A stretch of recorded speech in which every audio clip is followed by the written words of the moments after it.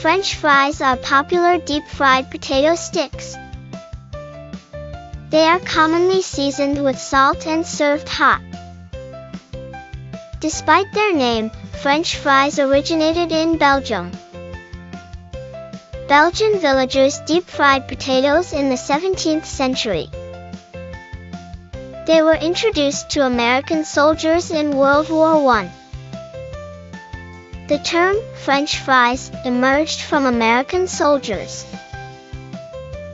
French refers to the cooking technique Frenched.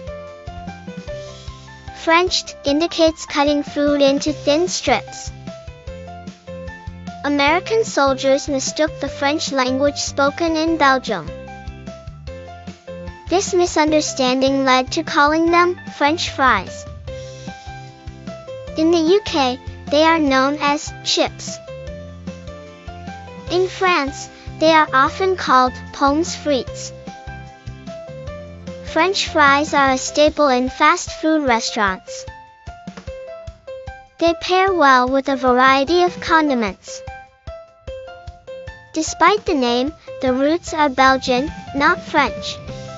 See you in next video. Like and subscribe.